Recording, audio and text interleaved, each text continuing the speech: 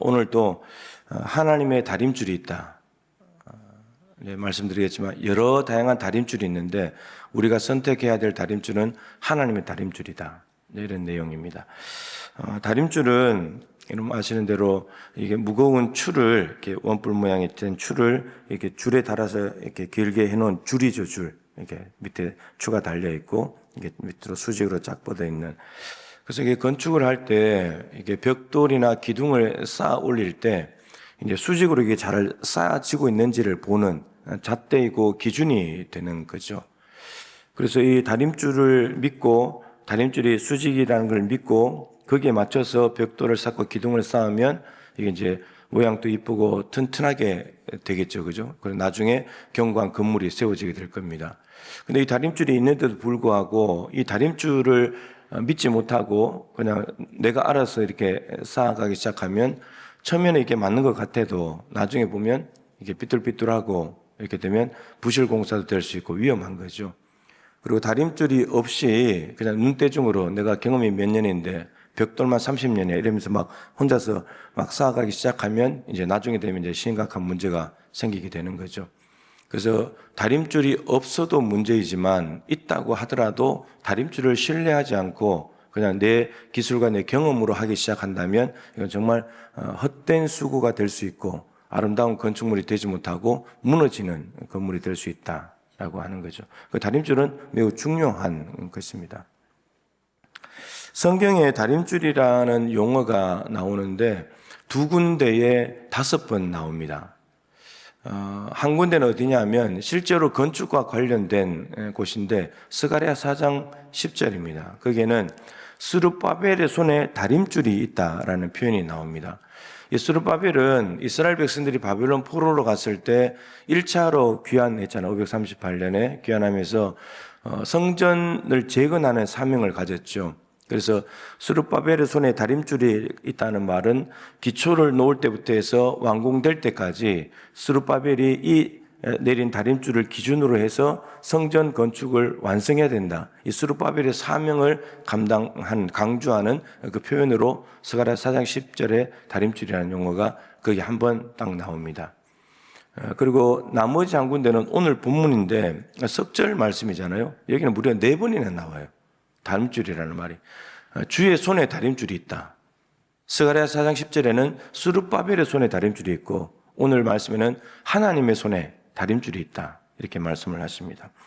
자, 그런데 오늘 본문의 다림줄은 건축하는 현장이 아니라 내 백성 이스라엘 백성들에게 하나님이 다림줄을 들고 서 계신다라고 표현을 하십니다. 그러니까 현재 이스라엘 백성들의 삶이 제대로 된 건지 영적으로 괜찮은 건지 신앙적으로 문제가 없는지를 하나님이 다림줄을 가지고 이렇게 쭉 줄을 늘어뜨려 가지고 재보신다는 거죠. 평가하시고 살펴보신다는 거예요. 그런 내용의 오늘 다림줄입니다. 다림줄은 다양합니다. 그리고 누구에게나 다림줄이 있습니다. 이제 4가지 다림줄을 소개를 할 텐데 나는 무슨 다림줄을 가지고 있는가? 여러분 한번 돌아보면서 오늘 다림줄이 성경에서 말하는 다림줄 하나님의 다림줄이 아니라면 다림줄을 오늘 바꾸시면 좋겠습니다. 세상의 다림줄이 있습니다. 세상의 다림줄은 세상과 같은 사고방식과 흐름을 따라가는 거죠. 보편적 다수의 유행을 따라서 살아가는 넓은 길, 넓은 문을 가는 그런 걸 말하는 겁니다. 세상을 보니까 세상 사람들은 내가 명예가 있고 내가 힘이 있고 돈 있고 내가 이런 것들이 있다고 그런 것들을 기준 삼아가지고 나는 이 정도 되는 거야. 자꾸 세상은 이런 걸 자꾸 증명하라고 한다는 거죠. 그래야지 네가 세상에서 당당하게 살 수 있고 네가 성공한 인생이라고. 그런 걸 쫓아가는 것이 세상의 다림줄이에요. 세상의 기준인 거죠.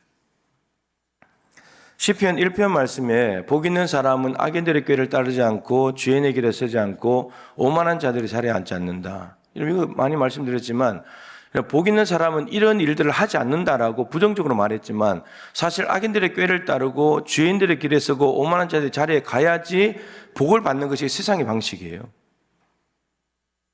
세상은 적절하게 악인들의 꾀를 좀 따르고 죄인들의 길에 서고 불법도 좀 저지르고 편법도 쓰고 해야 복을 받는다는 거예요. 그게 세상에 복 받는 방식이에요. 그래야지 이게 잘 돼. 정직하게 살면 복 못 받는다. 진실하게 살면 망한다. 이게 세상의 기준이에요. 근데 그런 기준을 가지고 살아가는 사람들이 많이 있다는 거예요. 예수 믿는 사람들 중에도.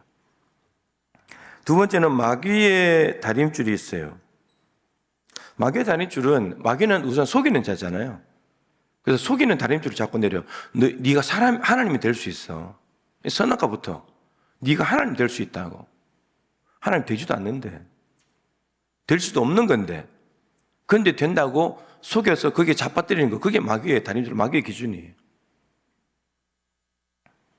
그리고 하나님의 아들이라면 적어도 돌을 가지고 떡은 만들어야지. 하나님의 아들이라며. 하나님의 아들이라면 그 정도는 해야지. 그리고 네가 하나님의 아들이라면, 예수님을 시험할 때 네가 하나님의 아들이라면 성전 꼭대기에서 뛰어내려. 그럼 하나님이 그거 딱 받아주실 거라고. 하나님 아들이니까 아들이 뛰어내는데 아버지가 가만히 있겠어? 아버지가 당연히 가서 손 잡아주지. 시편 91편을 인용했어요. 마귀가. 성경 구절까지 인용해가지고 예수님을 시험하는데 실제로 예수님을 시험한 것이 아니라 뛰어내리는 시험은 예수님에 대한 거지만 하나님을 시험하는 거죠. 아버지가 가만히 있겠냐고, 아들인데. 만약에 아들이 떨어졌는데도 안 받아준다면 아버지도 아니지. 이렇게 가는 거죠. 그래서 예수님께서 대답하신 것이 하나님의 말씀으로 살아가야 된다. 떡이 아니라, 떡만으로 사는 것이 아니라 말씀으로. 그리고 하나님을 시험하지 마라. 그렇게 딱 물리쳤잖아요. 이게 마귀의 다림줄이에요. 자꾸 신기한 능력을 행하고 기적을 행하라는 거죠. 그래야 네가 하나님의 아들이지. 그 우리로 말하면, 아니 이 정도는 해야 하나님의 자녀라고 할 수 있지 않냐? 하나님의 자녀인데 이런 것도 못해? 이게 마귀예요, 마귀. 마귀의 다림줄이죠. 세 번째는 자기의 다림줄이에요. 자기 다림줄. 자기 소견에 옳은 대로 행하는 거죠. 여러분, 자기 소견에 옳은 대로 행하는 것은 어둠이에요, 어둠. 잘못된 다림줄이라는 거죠. 자기 소견에 옳은 대로 살아가는 것은. 자기 의를 자기가 가지고 있는 의, 나는 이 정도 했어. 나는 의로와라고 하는 이 다림줄을 가지기 시작하면 어떤 증세가 나타나냐면, 거꾸로 진단해 보시면 내가 이런 증세가 나타나면 내 의를 가지고 있다고 생각하면 돼요. 이 자기 의라는 다림줄을 가지게 되면 자기 기준보다 못한 사람을 보잖아요. 비난하고 정죄해요. 하나님, 나는 저 토색불이 간음을 하지 않는 세리들, 저 세리들과 저는 다릅니다. 비난하고 정죄하거든요. 근데 자기보다 좀 더 높은 수준의 삶을 살잖아요. 그럼 시기예요. 예수님을 보면서. 그 시기에서 못 박아 죽여버렸잖아요. 그러면서 이 정도 되는 걸 가지고 남이 안 하는 걸 하면서 나는 이 정도 되는 사람입니다. 자기를 자랑하잖아요. 그리고 감사하고. 그건 슬프 감사지. 그렇게 되는 거예요. 여러분, 이 세 가지 다림줄, 세상의 다림줄, 마귀의 다림줄, 자기의 다림줄은 그 기준에 맞추는 순간 우리의 인생은 망합니다. 이 다림줄을 가지고 살면 망하는 거예요. 세상과 적절하게 타협하면서 불법 저질서 복도 받고 인서울 하려고 그렇게 애를 쓰고 내가 배운 지식과 가진 능력을 절대적으로 믿고 마치 신인 것처럼 과시하면서 남보다 낫다는 오만과 착각 속에 살아가는 일은 굉장히 매력적이지만 우리를 불행하게 만드는 잘못된 기준들이라는 겁니다. 아까 사사시대가 어두운 시대였잖아요. 악인의 꾀를 따르고 죄인의 길에 서고 오만한 자들의 자리에 앉으면 어떻게 되냐? 여러분, 그 시편 1편의 문맥이 이렇게 가요. 그 죄를 따르는 사람들은 악인이라고. 악인들은 바람이 나는 겨와 같다고. 의인들의 모임에 들지 못한다고. 그가 하나님에게서 제외되는 사람이 된다는 거예요. 그런 기준을 가지고 살면. 마귀는 거짓이라는 기준을 가지고 있기 때문에 거기에 넘어가서는 다 거짓에 빠지는 거예요. 불행한 인생이 되는 겁니다. 그런데 문제는 뭐냐면 우리가 이런 기준들을 따라간다는 거예요. 그냥 이런 기준들을 따라서 잘된 사람을 보면서 부러운 거죠. 그 과정을 보지 않고 결과만 보고 저 사람 부자네, 저 사람 잘 살고 있네, 나도 저렇게 돼야지. 근데 방법을 보니까 잘못된 기준들, 방법들이에요. 근데 따라간다는 거예요. 나도 저렇게 되려고. 이런 세상도 마귀도 우리 자신도 결코 우리를 바른 길로 인도하거나 행복하게 하는 다림줄이 될 수 없습니다. 네 번째 다림줄이 있어야 됩니다. 하나님의 다림줄입니다. 하나님의 다림줄. 하나님의 다림줄은 앞에 나온 세 가지 다림줄과는 질적으로 다릅니다.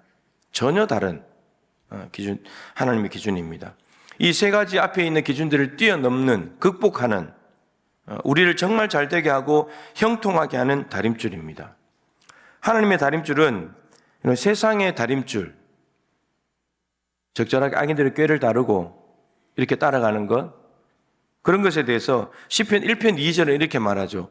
오직 여호와의 율법을 즐거워하여 그 율법을 주야로 묵상하는 자가 진짜 복 있는 사람이다. 근데 그 사람이 어떤 사람이냐면 그 사람이 시냇가에 심은 나무와 같고 형통할 것이고 그 사람이 의인이고, 근데 6절에 의인들은 하나님께서 인정하신다. 여러분, 왜 악인들의 꾀, 죄인들의 길 오만한 자들이 자리에 앉지 말고 여호와의 율법을 따라가야 되고 여호와의 율법을 묵상하게 따라가면 왜 복을 받느냐? 여호와의 율법 안에는 악인들의 꾀를 능가하는 하나님의 지혜가 있기 때문이에요. 하나님의 말씀 자체가 죄인들의 길이 아닌 의인으로 가는 길이잖아요. 길, 말씀 자체가 하나님의 길이 있잖아요. 오만한 자들의 자리에 가본들, 거기에 머리 맞대고 있어 본들 악한 생각만 할 건데, 골방에 들어가서 하나님 앞에 가는 자리에 가기 시작하면, 기도의 자리에 가기 시작하면 하나님의 길이 열려지고 하나님의 뜻과 계획을 알게 되면서 하나님의 능력으로 전혀 다른 삶을 살아가게 된다는 거죠. 그러니까 말씀을 묵상하는 사람이 복 있는 사람인 거예요. 여기에 다 담아놨으니까. 그리고 그 사람은 형통하고 하나님이 인정하신다 라고 말씀하십니다. 마귀의 다림줄은 이 정도 능력은 발휘해야지 이렇게 말하지만, 예수님께서 말씀하신 대로 사람이 떡으로만 사는 것이 아니고 하나님의 말씀으로 살아야 된다. 여러분, 능력을 나타내는 것이 중요한 것이 아니라 삶의 방식이 하나님의 말씀대로 살아가는 삶의 방식이 중요하다. 그렇게 살아야 그것이 하나님의 능력이 나타나는 비결이다 라고 예수님께서는 가르쳐 주셨습니다. 하나님의 자녀임을 증명하는 것은 말씀대로 살아가는 삶이라는 거예요. 여러분, 대단한 능력을 잡고 하나님이 우리 보고 대단한 능력을 나타내라고 말하지, 능력은 하나님께 있는 거고 우리는 말씀대로만 살아가면 하나님의 능력은 나오는 거예요. 하나님께서. 우리가 능력을 나타내는 게 아니에요. 우리는 무능력하니까. 그리고 대단한 뛰어내리면 기적을 행한다, 기적을 행해봐라, 이런 마귀의 다림줄이 아니라 하나님을 시험하지 마라, 하나님이 더 중요하다. 예수님은 말씀으로 마귀를 다 물리쳤잖아요. 삶의 방식이 말씀이잖아요. 마태복음 7장 21절부터 23절에도 내가 주의 이름을 부르며 선지자 노릇하고 주의 이름을 부르며 귀신 쫓아내고 주님의 이름으로 선지자 노릇하고 많은 권능을 행했습니다. 대단한 일을 행했잖아요. 그런데 주님 앞에 갔을 때 칭찬은 고사하고 난 너희들을 모른다, 불법을 행한 자다, 떠나가라. 내 아버지 하나님의 뜻대로 행하는 자라야 천국 갈 수 있다. 대단한 능력을 나타냈다면 정말 기가 막히게 살아온 건데, 근데 하나님이 그 기가 막히게 능력 있게 살아온 것을 인정하지 않는다는 거예요. 말씀대로 살아왔느냐, 네 삶의 방식이 말씀에 순종한 삶이었느냐, 그걸 보시겠다는 거죠. 그 사람이 천국 들어갈 수 있다. 세 번째, 자기의 다림줄, 당연히 하나님의 소견을 따라야 되는 거죠. 하나님, 우리는 무능하고 불완전하지만 하나님은 완전하시고 능력이 많으신 분이잖아요. 전능하신 분이잖아요. 그분의 소견을 따라가는 게 맞는 거죠. 그리고 예수 그리스도의 삶을 본받아서 살아가고, 그리고 내 안에 내 육체의 소욕이 아니라 성령의 욕구를 따라가고, 그것이 나의 다림줄을 극복하는 방법이에요. 하나님께로 완전히 바꾸는 거죠. 오늘 본문으로 말한다면 아모스서에서 하나님의 다림줄은 뭐냐 하면 공의와 정의예요. 공의와 정의는 하나님 나라의 가장 중요한 통치 원리이고, 아브라함을 부르신 이유가 창세기 18장 19절에 의와 공도를 행하게 하려고 내가 너를 택했다고 말했어요. 바벨탑 사건으로 다 흩어버렸는데 그 흩어버린 70민족 중에서 아브라함 너를 택했는데 내가 왜 너를 택했는지 아냐? 의와 공도를 행하게 하려고. 다윗도 사무엘하 8장 15절에 정의와 공의를 행하게 하려고 다윗을 선택하셨다고 말씀이 되어 있어요. 그래서 여러분 아브라함과 다윗이 연결되는 말씀이 마태복음 1장 1절이잖아요. 아브라함과 다윗의 자손 예수 그리스도의 계보라. 왜 아브라함과 다윗의 자손 예수 그리스도로 말했냐면 마태복음은 청중이 유대인이고 그리고 예수님을 왕으로 표현하는 곳이거든요. 왕에게 제일 중요한 것은 통치하는 거잖아요. 공의와 정의잖아요. 그래서 아브라함과 다윗이 의와 공도를 행하게 하려고 하나님이 택하신 인간 모델들인데 그분들의 계보를 이어서 예수 그리스도 진짜 왕이 공의와 정의를 행하러 오셨다는 거예요. 하나님 나라의 통치 원리가 공의와 정의이기 때문에 매우 중요한 거죠. 그러니까 지금 북이스라엘은 하나님의 백성들이 모여 사는 곳인데 하나님의 통치 원리가 완전히 무너져 있다는 거예요. 하나님의 통치 원리가 공의와 정의인데 그게 무너져 있다면 하나님 나라가 아닌 거죠, 지금. 자기들은 넓은 영토와 경제적인 번영 때문에 하나님 나라다. 와, 이런 세상이 있었나? 이렇게 생각하지만, 근데 세상 나라와 다를 바 없는 그런 나라로 변질되어 있는 거잖아요. 그러니까 하나님의 공의와 정의, 여러분, 신명기 이런 데 계속 나오는 말씀들이에요. 단위줄 딱 내려보니까 틀렸다, 여기는. 이렇게 된 거죠. 여러분, 하나님이 보시기에 좋아야 합니다. 하나님이 보시기에 좋아요. 세상이 나를 어떻게 보든, 마귀가 뭐라고 하든, 내 자신이 뭐라고 하든, 이게 옳아, 저게 맞아, 그거 다 중요하지 않고 하나님이 보실 때 좋으냐는 거예요. 여러분, 보시기에 좋았더라. 창세기에 피조물을 만드시면서 보시기에 좋았더라. 인간을 만드시고는 보시기에 심히 좋았더라. 이런 그 보시기에 좋았더라 토브라는 말이, 와, 이번에 디자인 잘 나왔네. 오늘 색깔 참 좋은데? 멋있는데? 이런 뜻이 아니고 만드신 분의 계획과 의도대로 되었다는 뜻이에요. 저 해달별이 내 뜻대로 되었구나. 이 형상대로 지은 인간이 내가 계획한 대로 정말 잘 지어졌구나. 이런 뜻이에요.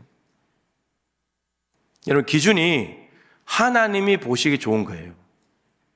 기준이 하나님이라고요. 그런데 아담과 하와가 죄를 짓고 그 이후에 태어난 우리 모든 인간들은 하나님이 보시기에 좋았더라 토부에서 벗어나 버렸죠. 토부에서 벗어난 거예요. 그러니까 에덴 동산에서 쫓아내버린 거죠. 그런데 하나님께서 보시기에 좋았더라는 인간 모델들을 세우시더라고요. 대표적으로 한 사람은 다윗이에요. 새벽에 말씀드렸지만 열왕기상 15장 5절에 이런 말씀이 있습니다. 다윗이 우리아의 일 외에는 평생에 여호와 보시기에 정직하게 행하였더라. 신명기 역사서의 특징은 다윗이든 하나님의 사람들이 잘못한 것이든 잘한 것이든 다 적잖아요. 역대기 역사서는 잘못한 것은 싹 빼고 좋은 것만 적고, 근데 좋은 것이든 나쁜 것이든 다 적는 열왕기 신명기 역사서 중에 하나가 열왕기 상인데 거기에서 다윗에 대해서 말하기를 좋은 것 나쁜 것 다 적으면서 하는 말이 다윗이 잘못한 것은 우리아 일 하나밖에 없어. 나머지는 전부 다 하나님이 보시기에 정직하게 행한 거야. 내가 보기에 좋았어. 이렇게 적어놨다는 거죠. 대단한 삶이잖아요. 그거 하나 외에는 흠잡을 데 없이 살아왔다는 거니까. 하나님은 이런 사람들이 태어나기를 원했다는 거죠. 하나님이 보시기에. 여러분, 그래서 북이스라엘 왕이든 남유다 왕이든 평가하는 기준이 다윗이에요. 다윗과 같이 정직하게 행했다. 다윗과 같지 않았다. 이거에 따라서 하나님의 복이 임하거나 하나님의 심판이 임하는 거예요. 하나님이 보시기에 좋았더라 인간 모델이 다윗이라고요. 다윗. 하나님은 이러한 사람들을 세우기를 원하시는 거죠. 내 마음에 합한 사람이라 내 뜻을 다 이루리라. 부족하고 연약한 모습이 있었지만 하나님 보시기에 토부한, 너무나 귀한 하나님의 다림줄에 맞는 그런 인생이 다윗이었다. 이런 말입니다. 가장 중요한 하나님의 다림줄은 좀 종합을 하면 말씀이죠. 말씀. 여러분, 아모스와 같은 선지자들이 등장하는 이유는 이스라엘 백성들이, 하나님의 백성들이 길을 모르거나 엉뚱한 길을 가고 있기 때문에 길을 제대로 돌아오라는 하는 것이거든요. 그러니까 책망도 하고 심판을 선고하면서 결국은 망하라고 말하는 것이 아니라 돌아오라는 거예요, 지금. 돌아오라고. 여러분, 돌아오라는 말은 뭔가 기준인데 기준에서 벗어났다는 말이잖아요. 근데 그 기준이 뭐냐? 말씀이라고요. 선지자가 생각하기에 저거 내가 보기 아닌데 이래서 너 돌아와 이 말이 아니고 선지자들도 하나님의 말씀에 근거해서 순종하면 복을 받고 불순종하면 저주를 받는다. 이 기준으로 너희들 지금 불순종하고 있는 거야. 돌아와야 돼. 그러다가 망해. 이렇게 말하는 거거든요. 그러니까 선지자들이 여러분 하나님께서 구원하신 뒤에 십계명을 비롯해서 시민법, 도덕법, 제사법 다 주시면서 계속해서 언약을 맺으시고 말씀을 주시는 이유, 선지자들이 나타나기 전에 이미 말씀을 선포하신 이유가 뭐냐면 그 말씀대로 하나님 백성 살아가야 된다. 근데 이대로 살지 못하면 선지자들이 등장하는 거예요. 그래서 이 말씀에서 벗어났기 때문에 돌아와야 된다. 그거 말하는 거거든요. 디모데후서 3장 16절도 모든 성경은 하나님의 감동으로 된 것인데 교훈과 책망과 바르게 함과 의로 교육하기에 유익하다. 여러분, 교훈을 하려면 옳은 기준이 있어야 교훈을 할 거 아니에요. 이거는 교훈해야 돼 라는 기준이 있어야 되잖아요. 책망을 하려면 왜 책망을 해야 돼? 기준이 있어야 벗어났기 때문에 책망하는 거고, 바르게 한다는 말은 뭔가 다른 엉뚱한 길로 가고 있으니까 올바르게 오게 해야 되고, 의로 교육한다는 말, 이게 옳은 거야, 이게 맞아라고 해야 되잖아요. 그러면 그 기준이 있다는 거예요. 그게 성경이라는 거예요. 성경. 그 하나님의 말씀이 우리에게 가장 중요한 다림줄이에요. 다림줄. 하나님은 언제나 말씀의 다림줄을 내려보는 거예요. 말씀의 다림줄. 여러분, 정경이라는 말 자체가 우리가 66권인데 예배와 교훈의 표준적인 거룩한 책들로 인정된 거라는 거죠. 천주교는 46권이에요. 정경이 외경도 들어가 있기 때문에. 근데 우리는 66권이에요. 구약만 39권인데 천주교는 46권이에요. 구약만. 훨씬 더 많죠. 그러니까 이 정경이라는 자체가 이미 예배와 교훈의 표준적인 거룩한 책으로 인정된 것, 그런 기준을 가지고 모아놓은 게 이 책이라는 거예요. 성경 자체도 어떤 기준을 가지고 마련된 책이기 때문에 이것을 우리의 삶의 기준으로 삼고 살아가는 건 당연한 거다. 여러분, 하나님의 말씀은 순수하고 거룩합니다. 순결합니다. 여러분, 이 말은 하나님의 말씀에 보탤 것이 없다. 보태버리는 순간 불순물이 돼버려요. 이 말씀 자체로 순결하다고, 완전하다고요. 이 말씀을 기준으로 삼을 때 우리도 완전한 삶이 가능해진다는 말이에요. 여러분, 하나님의 말씀이 우리의 유일한 기준줄입니다. 여러분, 이해하려고 들지 말고 그냥 믿으세요. 믿음으로 영접해버리세요. 그리고 그 말씀대로 그냥 살아버리세요. 그래야 말씀의 순종의 반석 위에 집을 지어놓은 사람, 우리는 모두 신앙이 집을 짓는 사람들인데, 여러분, 그 집을 다 지었을 때 중공검사를 해야 되잖아요. 하나님의 중공검사에서 합격, 통과될 수 있는 방법은 이 말씀대로 신앙의 집을 지어가는 거예요. 말씀의 다림줄을 내렸는데 잘못 지었다. 중공검사 불합격. 그럼 다 무너지는 거예요. 하나님 보시기에 신앙의 집을 잘 지었구나. 하나님이 보실 때 합격. 우리가 이러한 삶을 하반기에 살아드리면서 정말 견고한 신앙의 집을 지어서 하나님 앞에 영광 올려드리기를 주님의 이름으로 축복합니다.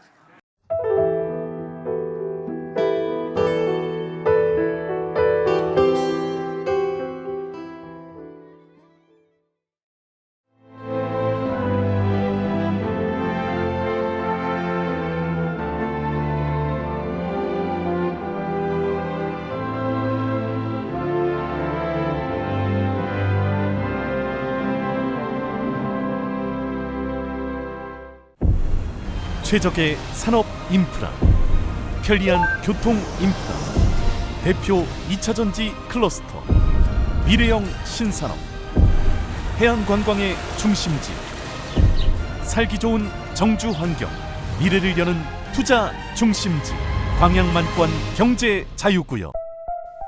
섬과 바다가 어우러져 미래를 만드는 도시 여수에서 2026 여수세계 섬박람회가 열립니다. 여수시 돌산읍 진모지구와 개도, 금오도 일원에서 9월 5일부터 2달간 진행되는 이번 행사에 앞서 세계적인 소프라노 조수미 국제무대 데뷔 40주년 공연이 여수엑스포 컨벤션 센터에서 함께 열려 의미를 더합니다. 섬과 바다, 인간이 어울려 여수에서 세계로 나아가는 이번 2026 여수세계 섬박람회에 여러분을 초대합니다. 최적의 산업 인프라, 편리한 교통 인프라, 대표 2차전지 클러스터, 미래형 신산업, 해안관광의 중심지, 살기 좋은 정주 환경, 미래를 여는 투자 중심지, 광양만권 경제 자유구역.